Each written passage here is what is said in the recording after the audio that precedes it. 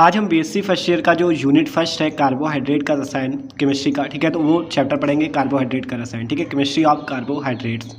तो देखो कार्बोहाइड्रेट होता क्या है, तो देखो वे पदार्थ जो जल अपघटित होने पर क्या करते हैं, पॉलीहाइड्रोक्सील्डिहाइड या पॉलीहाइड्रोक्सी कीटोन देते हैं, उन्हें क्या कहते हैं, हम कार्बोहाइड्रेट कहते हैं।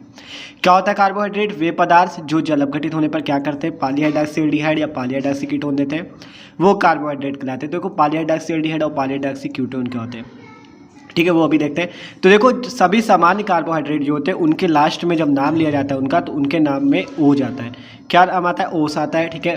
तो जैसे देख सकते हो एग्जांपल दे रहे हैं नीचे, जैसे एल्डिहाइड है, अगर एल्डिहाइड CHO, यही कहा गया। देखो पॉलीहाइड्रोक्साइड मतलब जो कार्बोहाइड्रेट होते हैं अगर इन्हें जल अपघटित करोगे, जल में घोलोगे, तो पॉलीहाइड्रोक्सी मतलब एल्डिहाइड देंगे और क्या देंगे, कीटोन। तो एल्डिहाइड या कीटोन देते हैं, ठीक है, जल अपघटित करने पर कार्बोहाइड्रेट एल्डिहाइड या कीटोन देते हैं। एल्डोज, अब देखो जैसे अगर एल्डिहाइड है, देखो कहा गया सभी समान कार्बोहाइड्रेट के नाम के अंत में क्या आता है, ओस आता है। जैसे अगर एल्डिहाइड आता है तो एल्डोज होएगा, और अगर कीटोन समूह R2CO, ठीक है, ये आता है कीटोनिक समूह CO आता है, तो क्या होता है, कीटोज होता है। तो अब देखो एग्जाम्पल देखते हैं।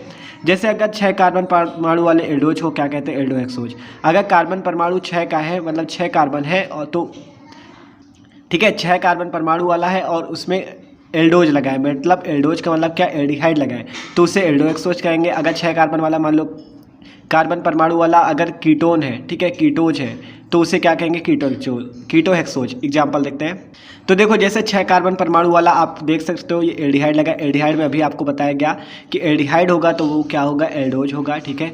और अगर कीटोन होगा तो वो क्या होगा, ये देखो कीटोन समूह आपका लगा है ये, तो इसे कहेंगे कीटोज, ठीक है। तो 6 कार्बन इसमें देख सकते हो आप, 1 2 3 4 5 6, तो 6 कार्बन, इसे हम ग्लूकोज भी कहते हैं, इसका सामान्य नाम, ठीक है। अगर 6 कार्बन वाला एल्डोज है तो उसे एल्डोहेक्सोज कहते हैं, क्योंकि 6 कार्बन 6 के लिए क्या लगता है, हेक्स। और आपको बताया गया कि जो कार्बोहाइड्रेट होता है उसमें ओज लगता है ज़्यादातर में, ठीक है, तो क्या होगा, एल्डोहेक्सोज। देखो कीटोन लगा है तो इसलिए कीटो, 6 कार्बन तो हेक्सोज, ठीक है। तो यही बताया गया कि 6 कार्बन वाले अगर एल्डोज है मतलब एल्डिहाइड है तो उसे एल्डोहेक्सोज, 6 कार्बन वाला कीटोज है तो उसे कीटोहेक्सोज, ठीक है। देख सकते हो अगर मान लो 3 कार्बन है, 3 कार्बन में एल्डिहाइड लगा है मतलब एल्डोज लगा है, इसे क्या कहते हैं, एल्डोज कहते हैं। तो याद कर लो, एल्डोज कहते हैं, CHO होगा तो एल्डोज होगा, और अगर R2CO होगा तो उसे कीटोज कहते हैं, ठीक है। तो देखो 3 कार्बन इसलिए एल्डो ट्राइओज, और यहाँ पे देख सकते हो 4 कार्बन इसलिए एल्डो टेट्रोज, ठीक है। तो आप समझ सकते हो कैसे हो रहा है ये, जितने कार्बन होंगे उस हिसाब से aldo triose, aldo tetrose, aldo pentose कोई भी कह सकते हो, ठीक है। जैसे कीटोहेक्सोज, कीटो पेंटोज हो सकता है, कीटो ट्राइओज हो सकता है, इसी प्रकार कीटोन में भी होगा, ठीक है। तो देखो बताया क्या गया कि कार्बोहाइड्रेट वे पदार्थ होते हैं जो जल अपघटित होने पर पॉलीहाइड्रोक्सील्डिहाइड या पॉलीहाइड्रोक्सी कीटोन देते हैं, ठीक है, पॉलीहाइड्रोक्सील्डिहाइड या पॉलीहाइड्रोक्सी कीटोन देते हैं। तो जैसे ये ग्लूकोज और फ्रक्टोज, ये क्या है, ये है कार्बोहाइड्रेट, ये जल अपघटित होने पर क्या देंगे, एल्डिहाइड और कीटोन देंगे, ठीक है। जो एल्डिहाइड और कीटोन दिख रहा है आपको, आप एग्जाम्पल चाहो तो ये ग्लूकोज फ्रक्टोज दे सकते हो, ठीक है। तो इसके लास्ट में क्या लगता है, आपने जाना इसके लास्ट में ओज लगता है, ठीक है। अगर एल्डिहाइड आता है तो एल्डोज लगेगा, अगर कीटोन समूह आता है तो कीटोज लगेगा, ठीक है, ये आपने देखा। तो देखो तो एग्जाम्पल भी देख लिए, ठीक है। अब एग्जाम्पल भी देख लिए, आप देखो देखते हैं कि कार्बोहाइड्रेट का वर्गीकरण कैसे होता है, क्लासिफिकेशन कैसे होता है। तो देखो कार्बोहाइड्रेट का वर्गीकरण देखते हैं, क्लासिफिकेशन ऑफ कार्बोहाइड्रेट, ठीक है, क्लासिफिकेशन ऑफ कार्बोहाइड्रेट देखते हैं। देखो कार्बोहाइड्रेट जो होता है 2 प्रकार का होता है, sugar and non sugar. Non sugar को हम पॉलीसैकेराइड कहते हैं। अभी देख लो आप, फिर आपको एक एक समझा देंगे, ठीक है। शुगर का मतलब क्या होता है, हिंदी में कहा जाए तो शर्कराएं होता है। नॉन शुगर मतलब अशर्कराएं, या इसे अशर्कराओं को हम पॉलीसैकेराइड भी कहते हैं, ठीक है। अभी एक एक आपको समझाएंगे, ठीक है। तो शुगर होती है 2 प्रकार की, मोनोसैकेराइड और ऑलिगोसैकेराइड, ठीक है, मोनोसैकेराइड्स एंड ऑलिगोसैकेराइड्स। आप देखो जो मोनोसैकेराइड होती है ये 2 प्रकार की होती है, एल्डोज और कीटोज। अभी आपको एल्डोज भी दिखाया, कीटोज भी दिखाया, अभी फिर से दिखाएंगे, ठीक है। ऑलिगोसैकेराइड आपकी 3 प्रकार की होती है, कौन कौन सी, डाइसैकेराइड, ट्राइसैकेराइड, टेट्रासैकेराइड, ठीक है। तो कोई दिक्कत नहीं। देखो कार्बोहाइड्रेट क्या होता है, कार्बोहाइड्रेट आपको बताएगा कि जो पॉलीहाइड्रोक्सील्डिहाइड जो जल में अपघटित होकर क्या देता है, पॉलीहाइड्रोक्सील्डिहाइड या पॉलीहाइड्रोक्सी कीटोन देता है, उसे कार्बोहाइड्रेट कहते हैं। 2 प्रकार की होती है, sugar and non sugar. Non sugar को हम पॉलीसैकेराइड्स भी कहते हैं। शुगर 2 प्रकार की, मोनोसैकेराइड, ऑलिगोसैकेराइड, एंड मोनोसैकेराइड भी 2 प्रकार की होती है, एल्डोज कीटोज, ठीक है। ऑलिगोसैकेराइड कितने प्रकार की, डाइसैकेराइड, ट्राइसैकेराइड, टेट्रासैकेराइड। तो आप देखते हैं कि क्या होता है ये शुगर एंड नॉन शुगर। देखो आपको बताया गया कार्बोहाइड्रेट होते हैं दो प्रकार के, तो पहला है शुगर, तो पहले हम शुगर देखते हैं, ठीक है। तो एक तरफ से देखेंगे पहले मतलब शुगर कितने प्रकार का होता है ये सब देख लेते हैं, फिर उधर आज शर्कराओं में जाएंगे, ठीक है। तो देखो शुगर क्या होता है, शर्कराएं, हिंदी में से शर्कराएं कहते हैं। वे कार्बोहाइड्रेट, आपको पता चल रहा है शर्कराएं मतलब इससे आपको पता चल रहा है शुगर मतलब मीठा ही होगा। तो वे कार्बोहाइड्रेट जो स्वाद में क्या होता है मीठे होते हैं तथा जल में घुल जाते हैं, जल में विलय होते हैं, उन्हें हम शर्कराएं कहते हैं। क्या कहा गया, वे कार्बोहाइड्रेट जो स्वाद में मीठे तथा जल में विलय होते हैं उन्हें शर्कराएं कहते हैं, ठीक है। तो आप अगर क्लास 12th में भी हो तब भी आपके लिए चैप्टर बहुत इंपॉर्टेंट है, क्योंकि जो जैवड़ वाला चैप्टर उसमें भी ये सब कुछ है, ठीक है। तो शर्कराएं शुगर्स क्या होती है, वे कार्बोहाइड्रेट जो स्वाद में मीठे तथा जल में विलय होते हैं उन्हें क्या कहते हैं, शर्कराएं कहते हैं। एग्जाम्पल आप लिख सकते हो ग्लूकोज, फ्रक्टोज, लैक्टोज आदि।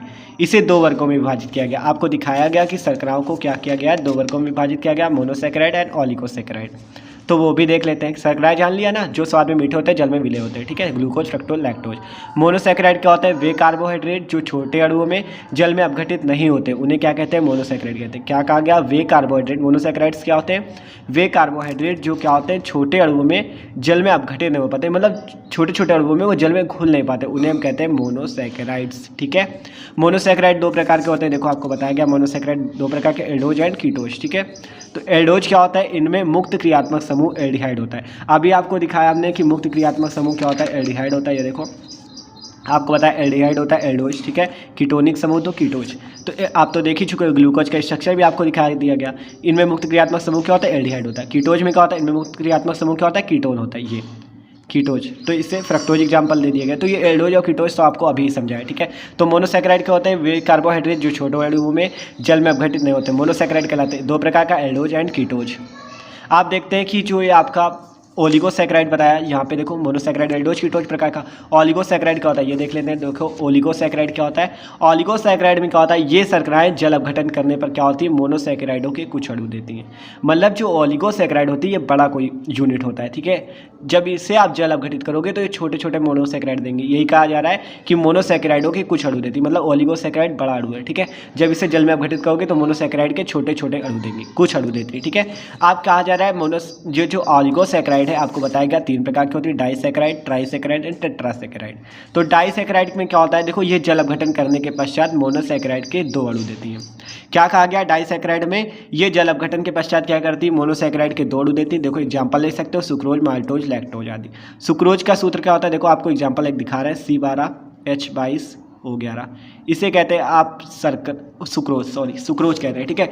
तो सुक्रोज कहते हैं इसे। आप देखो इसमें हम क्या करेंगे, H2O मिलाएंगे, यहाँ पर H+ आयन की उपस्थिति देंगे, जिससे यहाँ पर क्या बनेगा, दो अणु। डाइसैकेराइड में कह रहा है मोनोसैकेराइड के दो अणु, तो एक निकलेगा C6H12O6, दूसरा निकलेगा C6H12O6, लेकिन इनके नाम अलग होंगे। इसका नाम होगा ग्लूकोज और इसका नाम होगा फ्रक्टोज, ठीक है। तो कोई दिक्कत नहीं, कह रहा है डाइसैकेराइड जल अपघटन करने के पश्चात, देख सकते हो इसका जल अपघटन मतलब इसमें जल मिलाने के पश्चात क्या होता है, ये इसमें जल जब मिलाओगे तो ये दो अणु देंगी मोनोसैकेराइड के। देखो ग्लूकोज एंड फ्रक्टोज, दो अणु दिया, तो इसे डाइसैकेराइड कहेंगे। किसके भाग है, ओलिगोसैकेराइड के। आप देखते हैं ट्राइसैकेराइड, नाम से पता चल रहा है कितने देंगी, तीन अणु देंगी। तो ये जल अपघटन के पश्चात क्या करती है, मोनोसैकेराइड के तीन अणु देती, नाम है रैफिनोज। रैफिनोज करना है हमें, ठीक है।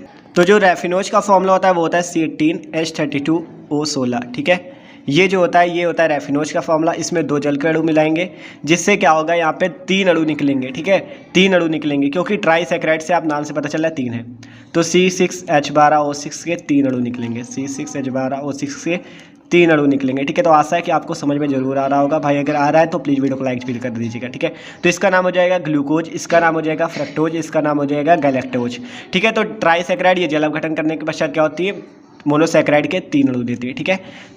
तो देखो आप देख सकते हो एग्जाम्पल लोगे, रैफिनोज, ये होता है रैफिनोज का फॉर्मूला C18H32O16, दो जल के अणु मिलाए तो क्या हो गया, एक ग्लूकोज दिया, एक फ्रक्टोज दिया, एक लैक्टोज दिया। तो ट्राइसैकेराइड भी देख लिया। आप देखते हैं टेट्रासैकेराइड।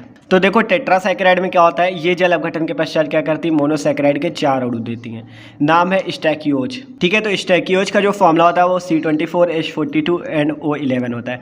तो इसका जब जल अपघटन किया जाता है, तीन जल के अणु मिलाए जाते हैं, तो क्या बनता है, नाम से पता चल रहा है टेट्रासैकेराइड है, तो चार अणु निकालेगा। टेट्रा किसमें, चार अणु में लगता है, तो चार का गुणा कर देंगे, C6H12O6, ठीक है।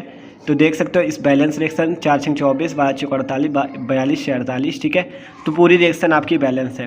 तो टेट्रासैकराइड में ये जल अपघटन के पश्चात मोनोसैकराइड के 4 अणु देती है, आपने देख लिया, ठीक है, 4 अणु देखती है। तो आपने क्या देखा, डाइसैकराइड, ट्राइसैकराइड एंड टेट्रासैकराइड। आप देखते हैं पॉलीसैकराइड, असरकराइड। तो आपने शुगर देख लिया, अब देखते हैं नॉन शुगर, ठीक है, polysaccharides.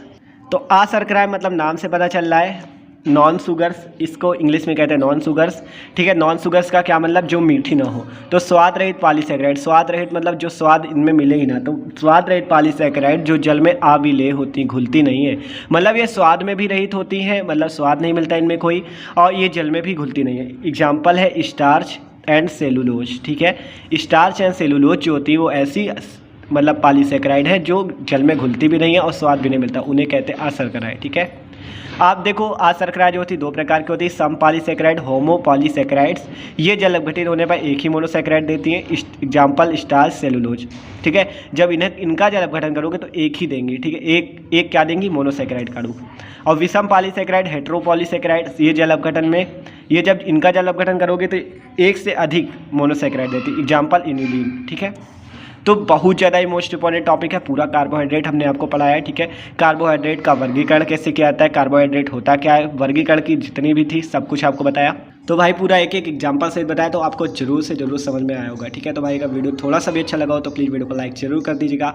Okay, thanks for watching this video.